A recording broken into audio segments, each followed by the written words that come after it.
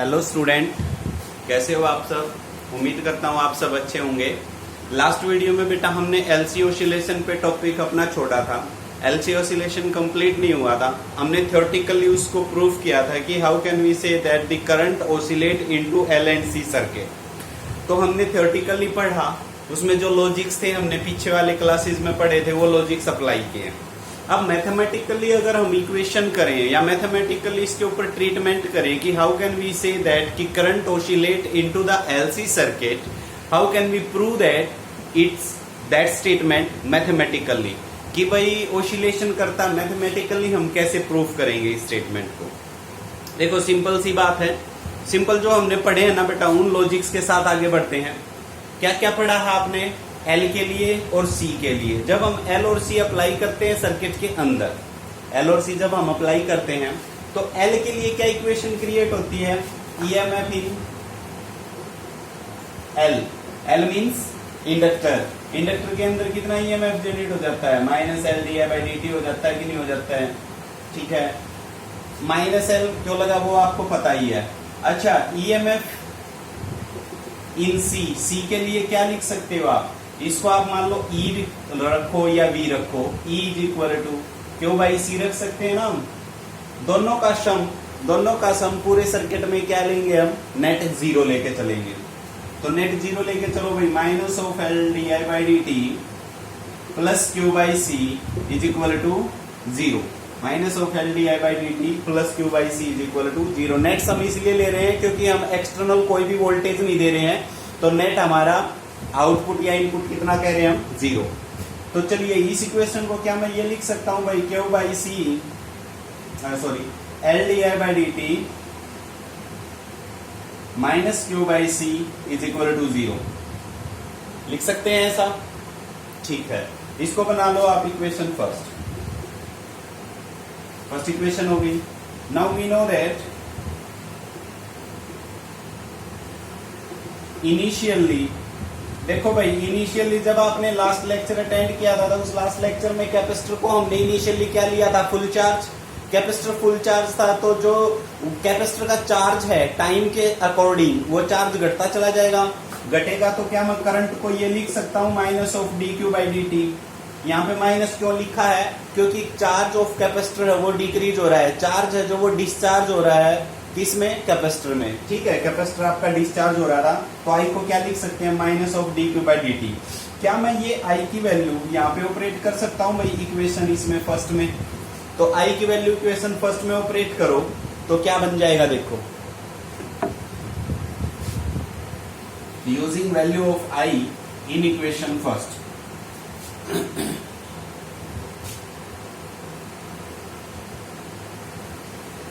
Value of I जो कि क्या थी, minus D Q by D T in equation first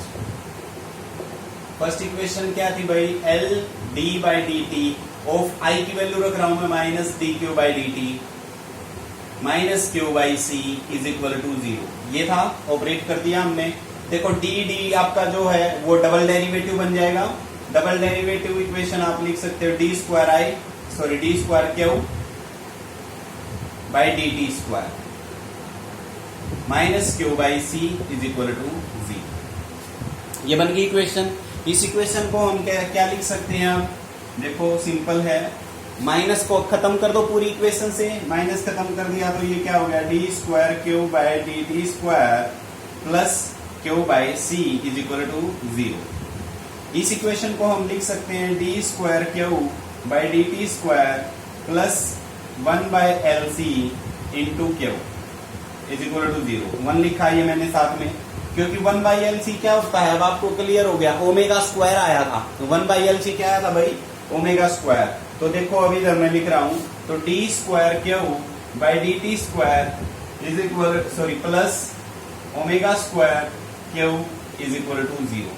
अब ये इक्वेशन बन गई आपकी सेकंड इक्वेशन। मान लो सेकंड इक्वेशन बनी है D square Q by D T square plus omega square Q is equal to zero.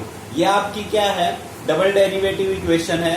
और डबल डेरिवेटिव इक्वेशन है जो वो ऑसिलेशन की है। इसका जो सॉल्यूशन है, सॉल्यूशन किस इक्वेशन में मिलता है, मैथमेटिक्स में अगर आप पढ़ोगे जब डबल डेरिवेटिव तो इस टाइप की इक्वेशन का जो सॉल्यूशन है भाई वो मिलता है आपको Q is equal to A cos omega T plus B sin omega T, where A and B are constants. A और B क्या हैं? कॉन्स्टेंट्स हैं। और ये इस तरीके का सॉल्यूशन मिलेगा आपको, इस तरीके का सॉल्यूशन मिलेगा। तो मान लो अब ये इक्वेशन बन गई आपकी थर्ड। अब यहां से A और B जो कांस्टेंट है वो वैल्यू निकालनी है भाई। A और B जो कांस्टेंट है इनकी वैल्यू निकालनी है। बिल्कुल सिंपल है। A को देखो कैसे निकालेंगे, इफ नहीं लगाओ at t is equal to 0। जब टाइम स्टार्टिंग था, मतलब जब हमने L और C को ऑपरेट किया था, L और C को जब ऑपरेट करेंगे तो चार्ज है जो कैपेसिटर में वो मैक्सिमम होएगा। वो चार्ज मैक्सिमम क्या लगाया, मतलब Q0। जब t की वैल्यू 0 थी तो चार्ज कितना था? Q0। इस इक्वेशन में ऑपरेट करो, Q की जगह पे क्या रखना है? Q0। ये यहाँ पे ऑपरेट कर रहे हैं, is equal to A as it is cos of omega, t की जगह पे क्या रखना है? 0 plus B sine of omega, t की जगह पे क्या रखना है? 0। साइन 0 0, ये पूरी टर्म तो 0 हो गई। ये क्या बच गई? केवल A। तो A की वैल्यू क्या बन गई? Q0। A की वैल्यू आ गई। अब A की वैल्यू Q0 आ गई है at t is equal to 0। जब t की वैल्यू की बात करें हम 0 पे, तो I की वैल्यू क्या हो जाती है भाई? I की वैल्यू भी तो 0 ही थी। जब चार्ज आपका फॉलो करना स्टार्ट ही नहीं हुआ था तो करंट की वैल्यू भी क्या थी? 0 थी। आगे समझ में? अब इसका अगर मैं डिफरेंशिएशन करके लिखूं, तो डिफरेंशिएशन करके लिखूंगा तो dq बाई dt क्या बनेगा? करंट। dq बाई dt क्या बन जाएगा? करंट। और इसका डिफरेंशिएशन करके रखूंगा तो क्या बनेगा? देखो, minus of A sine omega T, omega आगे आ जाएगा। ठीक है, इसका डिफरेंशिएशन कर रहा हूं, plus B omega cos omega T. अब अपने को ये वैल्यूज रखनी है भाई। t की वैल्यू 0 तो I की वैल्यू भी क्या थी? 0। I की जगह पे क्या रखना है? 0। यहाँ पे देखो t की जगह पे 0 रखेंगे तो ये पूरी टर्म 0 और ये 1 बच गया। तो B की वैल्यू क्या आ गई? यहाँ से 0। B की वैल्यू 0, A की वैल्यू ये आ गई, A की वैल्यू ये और B की वैल्यू ये, दोनों कहां पे रखनी है? अब थर्ड इक्वेशन में, using the value of A and B in equation third. ये वैल्यूज निकालनी सीखनी है भाई, जरूरी, मोस्ट इंपोर्टेंट है। How can we find the values of constants? एक ये इक्वेशन लगानी है और एक ये कंडीशन लगानी है। दोनों कंडीशन लगा करके A और B की वैल्यू आ गई। अब A और B की वैल्यू हमने रखनी है थर्ड में, using the values of A and B in equation third. Using the values of A and B in equation third। Third में देखो भाई, थर्ड इक्वेशन में ऑपरेट किया तो Q is equal to A की जगह पे क्या आ गया? Q0 cos of omega T, और B की जगह पे क्या आ गया? 0। तो वो बचा खत्म। तो Q इज इक्वल टू क्या बच गया? Q0 cos of omega T, ये बच गया। Q is equal to Q0 cos of omega T. अब याद करो 11th क्लास में मैंने एक इक्वेशन आपके सामने ये लिखी थी, y is equal to A sine omega T, या y is equal to A cos omega T. कुछ ऐसी इक्वेशंस लिखी थी, यहां B लगा लो या ये लगा लो, कुछ भी। और ये सारी इक्वेशन किसकी है बेटा? ये आपकी सिंपल हार्मोनिक मोशन की है, यानी कि आप कह सकते हो ओसिलेशन की है। किसकी इक्वेशन होती है ये? ओसिलेशन की। साइनोसॉइडल ग्राफ बनता है। साइनोसॉइडल ग्राफ कैसा बनता है? ऐसा। और ये किसका ग्राफ होता है? ओसिलेशन का। तो this equation represent that current oscillate in LC circuit. तो ये मैथमेटिकली हमने प्रूफ कर दिया कि भाई जो करंट है वो LC सर्किट में क्या करता है? ऑसिलेट। क्लियर होगी भाई ये बात? तो ये मैथमेटिकल ट्रीटमेंट आपसे पूछा जा सकता है कि how can we show mathematically that current is oscillate into LC circuit. Clear होगी ये बात? ठीक है, अब आगे बढ़ते हैं भाई, आगे बढ़ो। नेक्स्ट जो टॉपिक होता है वो आपका पूछा जाएगा भाई पावर इन AC सर्किट।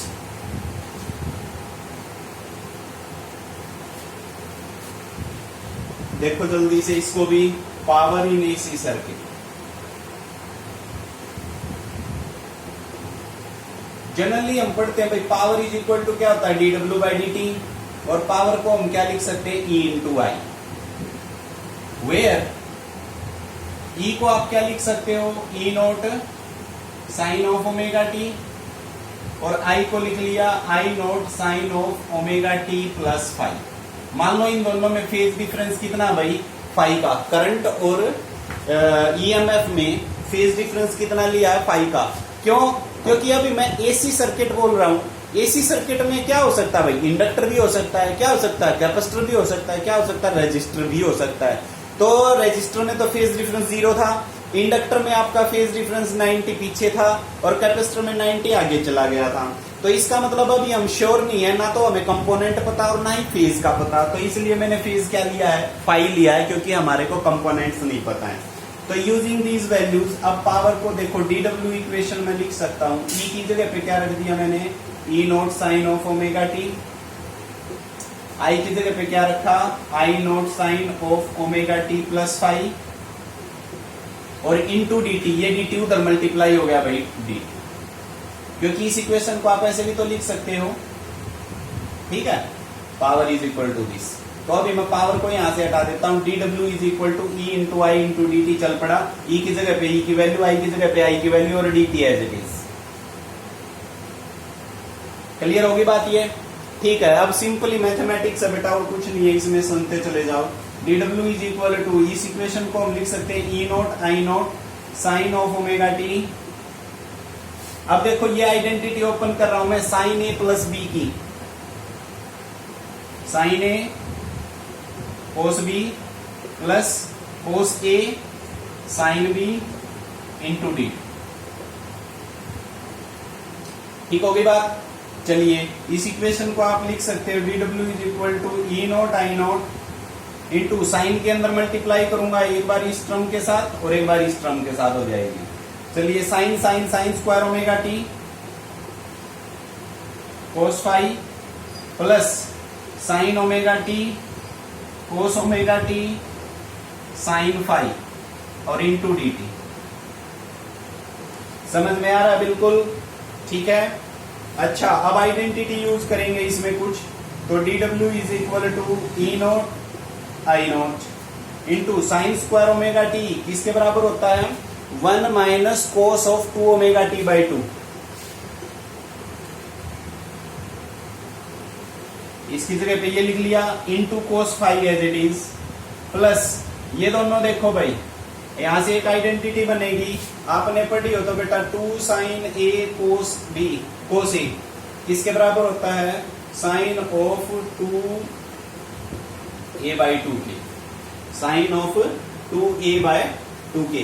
ठीक है, सॉरी साइन 2 ए के बराबर, ये 2 इधर भेज दो, तो साइन ए कोस बी किसके बराबर हो गया साइन 2 ए बाई 2। ये आइडेंटिटी वहां पे यूज कर रहे हैं, तो ये हो जाएगा sine of 2 omega T by 2 into sine 5,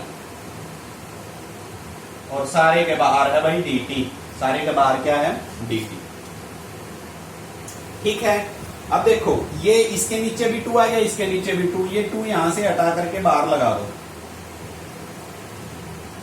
ठीक हो गई, इक्वेशंस थोड़ी सी बड़ी हैं। अब नेटवर्क निकालने के लिए इसका इंटीग्रेशन करेंगे, इंटीग्रेटिंग बोथ साइड, क्योंकि टोटल वर्क निकालना है तो टोटल वर्क के लिए इस इक्वेशन का इंटीग्रेशन करो भाई। तो इंटीग्रेशन करो, देखो अब क्या बनेगा इसमें इंटीग्रेशन।